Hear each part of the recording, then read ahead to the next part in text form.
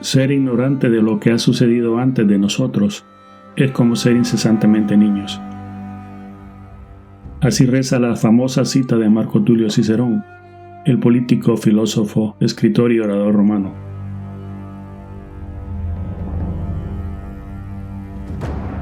En este episodio, seguiremos alimentando esa necesidad inherente de saber.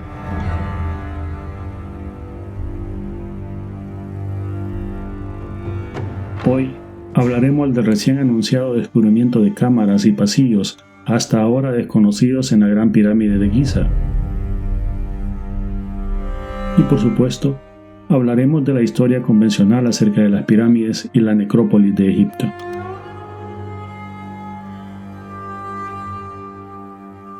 La Gran Pirámide de Giza, también conocida como Pirámide de Keops o de Khufu, es, además de la mayor de las pirámides de Egipto, la más antigua de las 7 maravillas del mundo antiguo y la única que todavía perdura. Históricamente, la Gran Pirámide se ha atribuido al faraón llamado Khufu, también conocido con su nombre griego, Keops. Este fue un faraón de la 4ª dinastía del Antiguo Egipto, y esta atribución se basa en lo escrito por autores de la Antigüedad clásica como Heródoto y Diodoro Sículo. Sin embargo, durante la Edad Media también se le atribuyó la construcción de la pirámide a otros personajes, como por ejemplo a José del Génesis bíblico, a Nimrod, uno de los nietos de Noé mencionado también en la Biblia, o el rey del Imperio Islámico llamado Ziurid. Se estima que la fecha de finalización de la construcción de la Gran Pirámide es alrededor de 2570 años antes de Cristo, siendo la primera y mayor de las 3 grandes pirámides de la necrópolis de Giza, que está situada en las afueras del Cairo. Fue el edificio más alto de la Tierra durante 3800 años. La Gran Pirámide fue abierta por primera vez en la Edad Media por el califa Al-Ma'mún. Él comisionó el equipo que descubrió la mayoría de pasadizos y cámaras que conocemos hoy en día. Desde finales de 2018, una misión de investigación formada por un equipo multidisciplinario llamado Scan Pyramids ha estado haciendo estudios con medios no invasivos como termografía infrarroja y la muografía, que es una especie de rayos X, pero que usa la alta capacidad de penetración de unas partículas subatómicas llamadas muones. Ellos generan una imagen tridimensional del interior de la pirámide. Este equipo ha descubierto una cámara, un espacio hueco oculto en las proximidades de los bloques sobre la entrada de la cara norte, la cual, ya desde 2016, las mediciones habían dado motivos para suponer su existencia. Científicos de la Technical University of Munich han utilizado ultrasonido y endoscopía a la confirmación de esta suposición. La pirámide de Keops es considerada la más grande y antigua de las pirámides de Giza. Ha sido explorada a fondo. Sin embargo, la estructura aún guarda muchos secretos por descubrir. Los investigadores de la Universidad Técnica de Múnich ahora han resuelto uno más de los misterios de la pirámide. Este espacio o vacío estaría ubicado sobre la entrada original a la pirámide. El profesor Christian Gross dijo: descubrir un espacio hueco en una pirámide ya es algo especial, pero el hecho de que esta cámara sea lo suficientemente grande para acomodar a varias personas hace que el descubrimiento sea aún más importante. Veamos este diagrama, que es un corte este-oeste de la Gran Pirámide y la vista frontal del área de la estructura del galón en la cara norte. Cámara subterránea, cámara de la reina, gran galería, cámara del rey, corredor descendente, corredor ascendente, corredor de Al-Ma'mún, cara norte del área Chevron, Scan Pyramid Big Boy, con la hipótesis horizontal en sombreado rojo y con la hipótesis inclinada en el sombreado verde. La cámara es más grande de lo que los investigadores habían supuesto en el pasado. Los datos medidos originalmente apuntaban a la existencia de un corredor de al menos 5 metros de largo. Sin embargo, según nuevas estimaciones, la longitud de la cámara supera considerablemente esta longitud. No hay huellas u otra evidencia de actividad humana, que esta sala no ha sido vista por nadie durante aproximadamente 4500 años.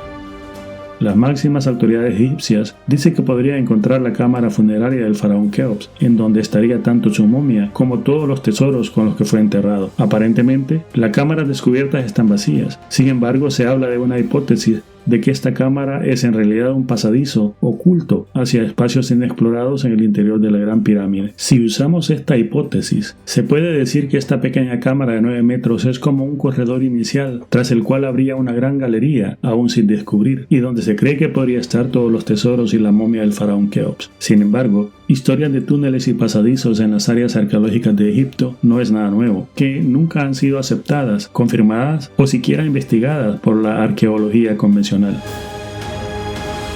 Esto nos lleva a hablar de Egipto y su historia inconveniente.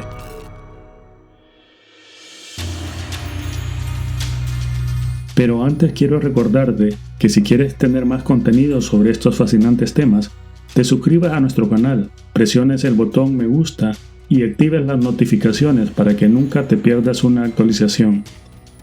No olvides compartir este video con tus amigos, dejar tus comentarios y preguntas a continuación o sugerir nuevos temas que te gustaría que exploremos.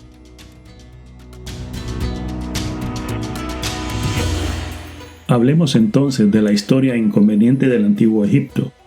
Como lo mencioné antes, de hecho siempre se ha sabido de historias y registros que aluden a la existencia de un mundo subterráneo debajo de las pirámides, y estas historias han existido durante miles de años y fueron registradas y contadas por viajeros, historiadores y pensadores destacados de la época antigua.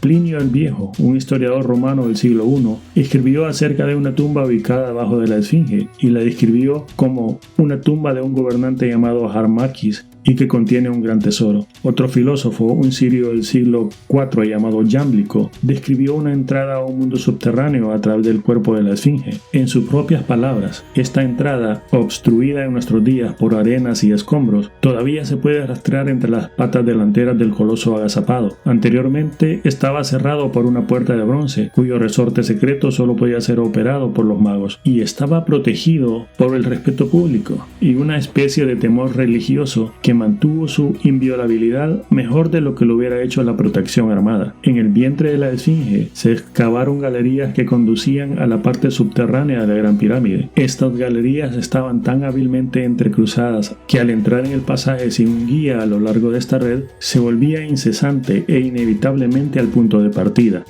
En la Grecia antigua era bien sabido de un complejo oculto en la pirámide de Jawara, a unas 60 millas de Giza. Así lo describe Heródoto, el historiador del siglo V a.C. Vi 12 palacios regularmente dispuestos que estaban comunicados entre sí, intercalados con terrazas y dispuestos en torno a 12 salones. Cuesta creer que sean obra del hombre. Las paredes están cubiertas con figuras talladas y cada patio está exquisitamente construido de mármol blanco y rodeado por una columnata. Cerca de la esquina donde termina el laberinto, hay una pirámide de 75 metros de altura, con grandes figuras talladas de animales en ella, y un pasaje subterráneo por el que se puede entrar. Me dijeron de manera muy creíble que las cámaras subterráneas y los pasajes conectaban esta pirámide con las pirámides de Memphis. También el historiador y geógrafo Al-Masaudi escribió sobre este mundo subterráneo.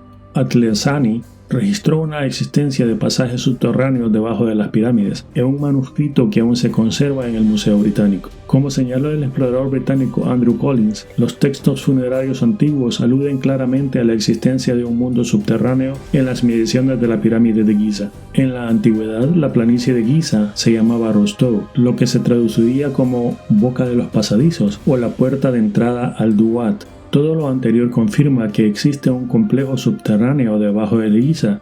Pero, ¿qué hay allí y quién lo construyó?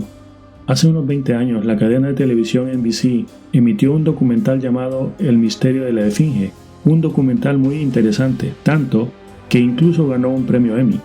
El documental era acerca de estudios geológicos y sísmicos realizados alrededor de la meseta de Giza por un equipo de egiptólogos dirigido por John Anthony West y que llevaron a descubrir algo muy asombroso.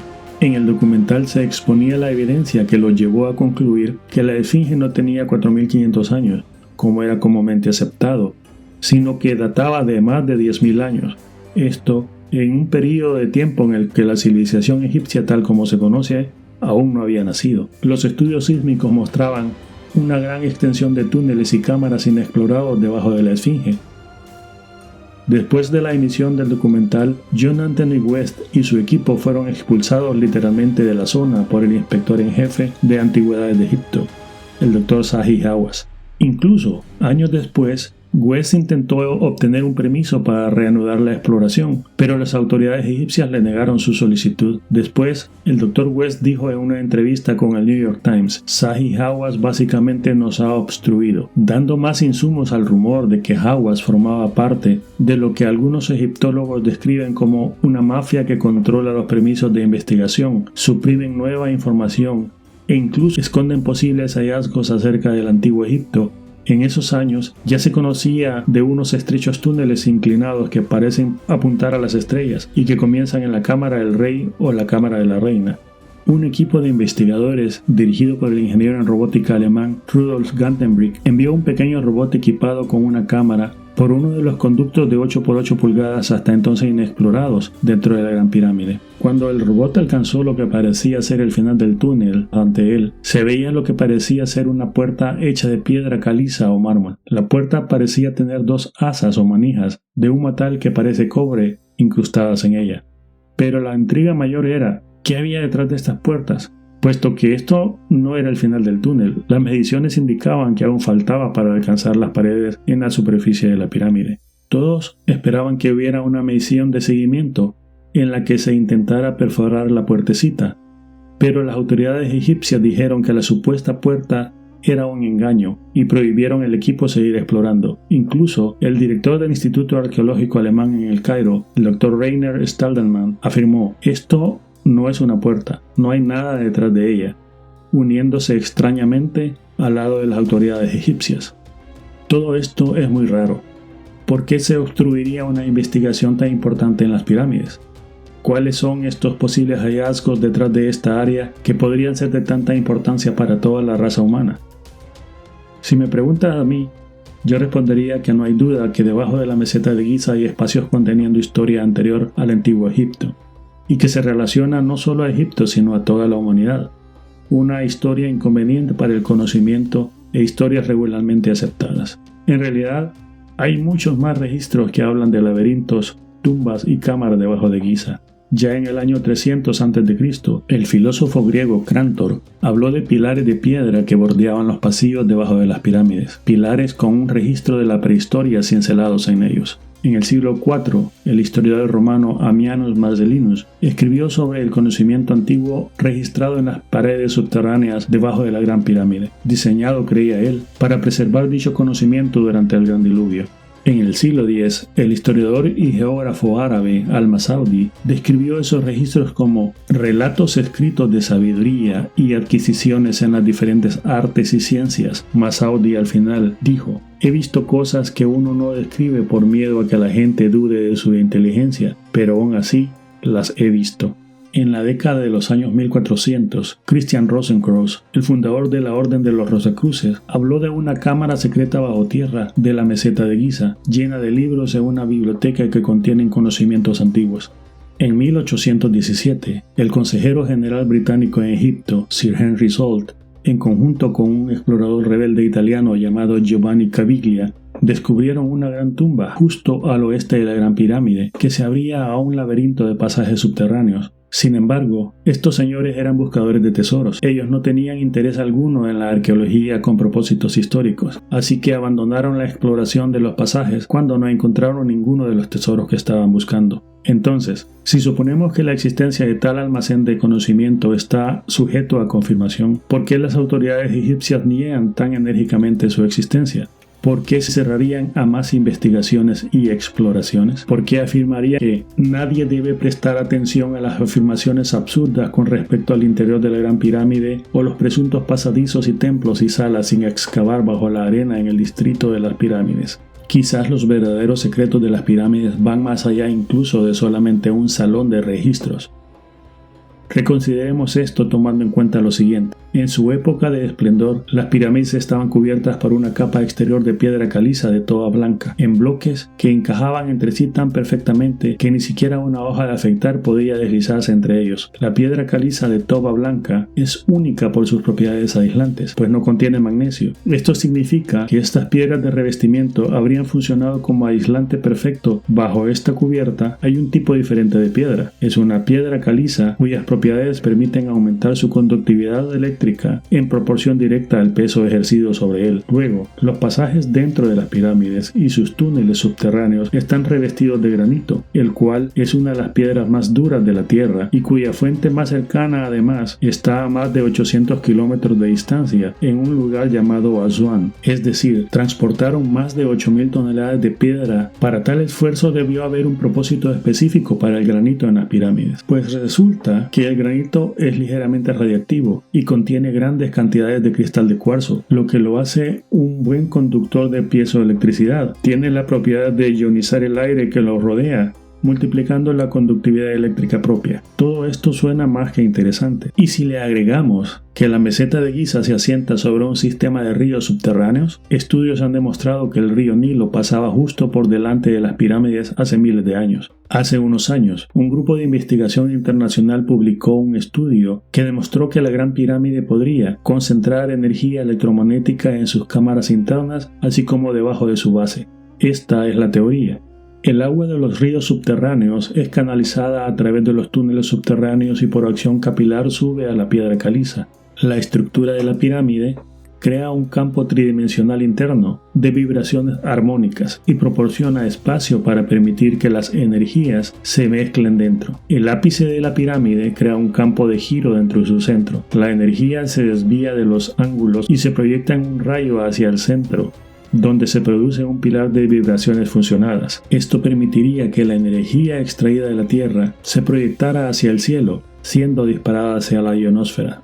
Quizás suene muy técnico, pero también suena muy familiar.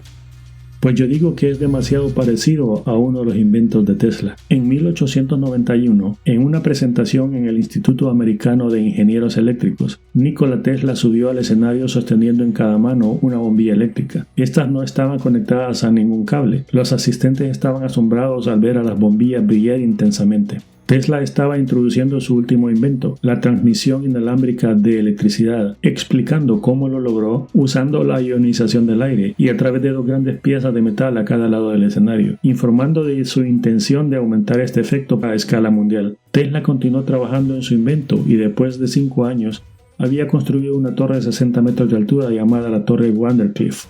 De esta manera, Tesla creía que podía aprovechar la energía alojada dentro de la Tierra y transmitirla por la ionosfera, proporcionando a todo el planeta energía gratuita e ilimitada. Tesla patentó su invento como el arte de transmitir energía eléctrica a través del medio natural, un invento que él esperaba que cambiara el juego en el negocio de la electricidad. Sin embargo, JP Morgan, quien era el patrocinador financiero de Tesla, lo abandonó repentinamente y el proyecto colapsó dejando a Tesla en bancarrota. JP Morgan era una de las personas más ricas del mundo y cuya fortuna se había generado financiando a los capitanes del petróleo e industria, precisamente las mismas empresas que quedarían fuera del negocio por una fuente de energía nueva, ilimitada y peor aún, gratuita. Es muy claro que el dinero siempre ha dictado las reglas en cuanto a lo que se puede hacer o no en beneficio de la humanidad. Aunque el legado de Tesla es enorme, muchos de sus proyectos e inventos han sido olvidados o suprimidos. Pero hay un hecho poco conocido sobre Nikola Tesla. Él estuvo durante toda su vida fascinado por las pirámides de Egipto, tanto que algunos lo catalogaron como una obsesión. De hecho, hay una patente de Tesla llamado pirámide electromagnética de Tesla. Esa es la razón por la que nos parecía conocido la construcción de la Gran Pirámide de Giza. Seguramente ya te es conocida la teoría de que las pirámides de Egipto son en realidad plantas generadoras de energía, y es que tantas similitudes entre los planes de energía ilimitada de Tesla y la construcción de la Gran Pirámide hacen pensar que de hecho la pirámide de Keops fue construida para ser un generador capaz de proyectar energía que luego podría ser aprovechada en ubicaciones lejanas. Se supone que debió ser a través de obeliscos hechos de granito y rematados con cuarzo, los cuales se encuentran muchos en Egipto. Estos obeliscos podrían haber actuado de manera muy parecida como lo harían las antenas sugeridas por Tesla. Si unimos toda esta información, Es lógico concluir que la pirámide no es simplemente una tumba como se cree en la historia y arqueología convencionales. En realidad, la Gran Pirámide no contiene ninguna de las cosas que se encuentran en las tumbas del Antiguo Egipto. No hay momias, no hay sarcófagos o tesoros funerarios. Es más, todas las tumbas de los grandes faraones se encuentran muy lejos de Giza, en el Valle de los Reyes. El filósofo Jámblico de Calcis, describiendo su experiencia en los túneles y cámaras subterráneas debajo de Giza, dijo: «Llegamos a una cámara. Cuando entramos, se iluminó automáticamente por la luz de un tubo, siendo este tubo la altura que un hombre alcanza con su mano. A medida que nos acercábamos al tubo, brillaba más. Los esclavos se asustaron y huyeron, corriendo en dirección de donde habíamos venido. Cuando lo toqué, se apagó. Hicimos todo lo posible para que el tubo volviera a brillar, pero ya no daría luz». Este relato no es único. En realidad, son muy comunes. En el siglo IX, Ahmed Ben Tulun describió una copa de vidrio que fue descubierta en un túnel debajo de la Gran Pirámide y que curiosamente mantenía el mismo peso cuando estaba vacía que como cuando estaba llena de agua. En 1930, el Dr. Zelin Hassan intentó bombear el agua de las cámaras subterráneas. Después de 4 años de bombeo, descubrieron que el agua no había descendido en absoluto. También está el relato del inventor británico Sir William Siemens. Él subió a la cima de la Gran Pirámide. Al llegar a la cumbre, Siemens fue alertado por un guía, quejándose de un zumbido estridente en sus oídos cada vez que levantaba la mano con los dedos separados. Siemens levantó su propia mano y sintió una sensación de hormigueo. Momentos después, cuando iba a tomar un sorbo de vino, recibió una descarga eléctrica cuando sus labios tocaron la botella. Siemens humedeció un trozo de periódico y lo envolvió alrededor de la botella de vino para crear un frasco de Leyden improvisado, levantando este capacitor primitivo sobre su cabeza y mirando atónito cómo chispas de electricidad surcaban el aire. Un guía asustado trató de quitarle la botella a Siemens, quien apuntó con la botella al hombre en defensa propia. El hombre fue arrojado hacia atrás en el suelo y quedó inconsciente. Hay muchos detalles que desafían la explicación de la historia común. Su alineación perfecta con las estrellas, la ubicación exacta en el centro de la masa de la Tierra, dimensiones que usan perfectamente constantes matemáticas desconocidas hasta hace relativamente poco. Sin duda, hay mucho por hablar de la historia de las pirámides, la Esfinge y la necrópolis egipcia. Te invito a que analices lo expuesto y formes tu propio criterio sobre el Antiguo Egipto y su historia inconveniente. A medida que retiramos las capas de la historia, encontramos que lo que una vez pensamos que sabíamos era solo la punta del iceberg. La verdad siempre es más fascinante que la ficción. Gracias por acompañarme en este viaje a través de la historia inconveniente de nuestro mundo. Espero que nuestra exploración te haya dejado una nueva perspectiva y una apreciación más profunda de los misterios que nos rodean. Recuerda, la historia no siempre es lo que nos han contado, y la verdad puede ser más extraña de lo que podemos imaginar. Hasta la próxima. Esto fue otra historia inconveniente.